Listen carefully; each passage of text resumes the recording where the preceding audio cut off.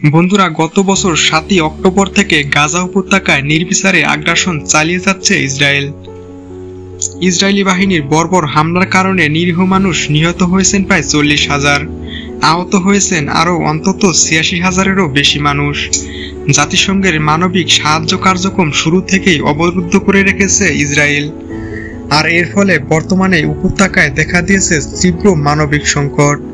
গত সোমবার European human রাইটসের বরাত দিয়ে মেহের নিউজ এজেন্সি তাদের সংবাদে জানিয়েছে, যুদ্ধের পর থেকে এখন পর্যন্ত প্রায় ৭৫% আবাদি জমি ইসরায়েল সেনাবাহিনী ধ্বংস করে ফেলেছে। খাদ্য উৎপাদন ব্যাহত হওয়ায় এর মধ্যে উপত্যকায় দেখা দিয়েছে তীব্র খাদ্য সংকট এবং খাদ্যের অভাবে হাজারো শিশু মারা যাচ্ছে। নিশ্চিত হওয়া গেছে এর মধ্যে শুধুমাত্র খাদ্যের অভাবে ১৬,০০০ শিশু মারা গেছে এবং নিখোঁজ হয়েছে আরও প্রায় ২১,০০০-এরও বেশি শিশু। আমেরিকার শক্তিশালী বোমা ব্যবহার করে পুরো গাজার অবকাঠামো ধ্বংস করে দিয়েছে ইসরায়েল। জাতিসংঘের রিপোর্ট বলছে, যোগাযোগের অবকাঠামো এত ক্ষতি হয়েছে যা আগামী ২০ বছরে পূর্বের জায়গায় ফিরতে পারবে কিনা যুদ্ধ শেষ হলে তা নিয়ে সন্দেহ রয়েছে। এনওএসটি তাদের স্যাটেলাইট পর্যবেক্ষণ করে বলেছে, গাজার ১,৩০,০০০ ভবন ধ্বংস করেছে ইসরায়েল, যার মধ্যে ৩৬,৫৯১টি একেবারে ধ্বংস হয়ে গেছে।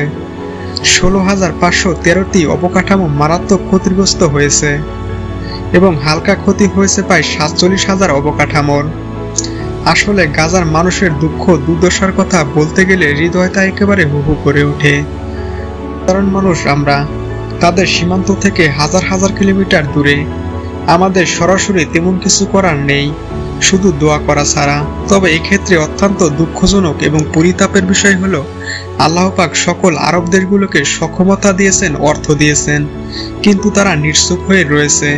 প্যালেস্টাইনি মানুষের পক্ষে দাঁড়াবে তো দূরের কথা, উল্টো তারা ইসরায়েলের পক্ষেই দাঁড়িয়েছে। বন্ধুরা, আমেরিকা এবং ইসরায়েল হলো এমন এক দেশ যারা মানবিক এবং মানবিকতার ভাষা বোঝে না। তারা শুধু একটা জিনিস বোঝে, সেটা হলো সামরিকভাবে জবাব। সামরিকভাবে শক্ত জবাব দিলে তারা কিন্তু সহজেই ঠান্ডা হয়ে যায়। সামরিকভাবে তাদের শক্ত জবাব কিন্তু আলহামদুলিল্লাহ একেবারে হারে হারে দিচ্ছে হিজবুল্লাহ। ৯৯% ফার্মিং সেক্টর ক্ষতিগ্রস্ত এবং সার্বিকভাবে খাদ্য উৎপাদন ৯৬% ব্যাহত হয়েছে ইসরায়েলের। তো বিশাল ক্ষতি হিজবুল্লাহ করেছে। এখানেই কিন্তু হিজবুল্লাহ থেমে নেই। গাজা উপত্যকার মানুষ ঘরবাড়ি থেকে যেভাবে বিতাড়িত হয়েছেন, ইসরায়েলও ঠিক সেইভাবেই হামাস হিজবুল্লাহর যৌথ হামলায় এখন পর্যন্ত প্রায় ৫ লক্ষ ইহুদি তাদের বাড়িঘর ছেড়ে পালিয়েছে। ইসরায়েলের শহরের ভেতরে জরুরি ভিত্তিতে শরণার্থী শিবির খোলা হয়েছে, সেখানে তারা রয়েছেন। যখন হামাস ইসরায়েলের ভেতরে আক্রমণ করে এবং উত্তর সীমান্তে হিজবুল্লাহ আক্রমণ তীব্রতা পায়, তখন কিন্তু পশ্চিমা বিশ্বের বিভিন্ন দেশ যেমন কানাডা এবং আমেরিকার উচ্চপদস্থ কর্মকর্তারা যুদ্ধকালীন পরিস্থিতির মধ্যেও কিন্তু ইসরায়েলের প্রতি সহমর্মিতা দেখানোর জন্য তারা ইসরায়েলের ভেতরে এসেছিল। সেই সময় কিছু কিছু দেশ, বিশেষ করে যুক্তরাষ্ট্র এবং কানাডা, একটা জরুরি ঘোষণা দেয়, যে সকল ইসরায়েলি নাগরিক বর্তমানে হামলার কারণে বাড়িঘর ছাড়া হয়েছেন, তারা চাইলে ভিসা ছাড়াই যে কোনো মুহূর্তে ৯০ দিনের জন্য আমেরিকা এবং কানাডায় যেতে পারবেন। প্রাথমিক অবস্থায় মার্কিন প্রেসিডেন্ট জো বাইডেন এবং তার মিত্র কানাডা এমনটাই ধরে নিয়েছিলেন যে ইসরায়েলিরা সাহসী, তারা কোনোভাবেই কিন্তু এই অফার পেলে আমেরিকা এবং কানাডায় আসবে না, নিজের দেশ ছেড়ে তারা আসবে না, তারা যুদ্ধ করবে হিজবুল্লাহ এবং হামাসের বিরুদ্ধে। তবে বাস্তবে হয়েছে উল্টো। হিজবুল্লাহর শক্তিশালী আক্রমণ এখনো শুরুই হয়নি উত্তর সীমান্তে, আর এরই মধ্যে লক্ষেরও বেশি ইসরায়েলি আমেরিকায় যেয়ে হাজির হয়েছেন কোনো ধরনের ভিসা ছাড়াই। পরিস্থিতি অত্যন্ত খারাপ দেখে শেষমেশ আমেরিকা অফার থেকে সরে আসে। এখন কানাডাও কিন্তু তার সিদ্ধান্ত থেকে সরে আসতে বাধ্য হয়েছে। ইসরায়েলের পক্ষ থেকে প্রায় ৫.৫ লক্ষ আবেদন করা হয়েছে কানাডার ভেতরে সেখানে স্থায়ীভাবে বসবাস করার জন্য।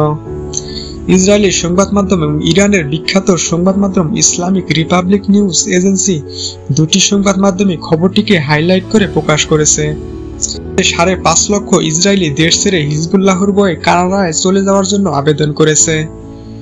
এটা গুরুত্বপূর্ণ বিষয়। লক্ষণীয় যে কানাডা কিন্তু সীমিত পরিসরে গাজা উপত্যকার মানুষের জন্য এই অফার দিয়েছিল।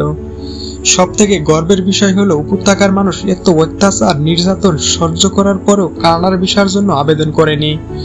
তাদের কথা একটাই, যে নিজের দেশ এবং নিজের ভূখণ্ড ছেড়ে তারা কোথাও যাবে না। অথচ দেখুন ইসরায়েলের কি অবস্থা। তাদের তো এটা মাতৃভূমি নয়, চূড়ান্তভাবে যুদ্ধ শুরুই হয়নি উত্তর সীমান্তে। এমন অবস্থায় শুধুমাত্র ভয়ের কারণে এই 5.5 লক্ষ ইসরায়েলি কানাডায় চলে যেতে চায়। আর চূড়ান্তভাবে হিজবুল্লাহ যখন আক্রমণ করবে, হাজার হাজার নয় কয়েক লক্ষ মিসাইল নিক্ষেপ করবে, তখন দেখবেন ইসরায়েলের ভেতরে মাত্র কয়েক লক্ষ ইহুদি ছাড়া আর কেউ থাকবে না। সবাই কিন্তু চলে যাবে, কারণ তাদের এটা মাতৃভূমি নয়। কারণ ইসরায়েলের 80% মানুষ পশ্চিমার যে কোনো একটি দেশের নাগরিক রয়েছে। হিজবুল্লাহর বিরুদ্ধে যে ধরনের বড় সংঘর্ষ যাওয়ার জন্য ইসরায়েলের অন্যতম গলার কাটা কিন্তু এই বিষয়টা। যেভাবে দেশ ছাড়ছে, চূড়ান্ত যুদ্ধ যদি দীর্ঘস্থায়ী হয়, তাহলে ইসরায়েলে যারা চলে যাবে, বিশেষ করে বিজ্ঞানী এবং বড় বড় ব্যবসায়ী, আর্থিকভাবে ধনী ব্যক্তি, তারা কিন্তু আর ফিরে আসবে না ইসরায়েলে। দীর্ঘ সময় ইসরায়েলের অর্থনৈতিক ক্ষতিগ্রস্ত হবে।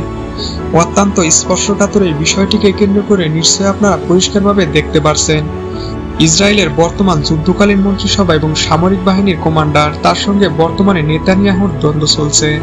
নিজের রাজনৈতিক ক্যারিয়ার বাঁচানোর জন্য নেতানিয়াহু হিজবুল্লাহর বিরুদ্ধে সশস্ত্র আক্রমণে যেতে চান। তবে সামরিক বাহিনী কৌশলগত কারণে তারা বলছে এখন যুদ্ধে যাওয়া সম্ভব নয়।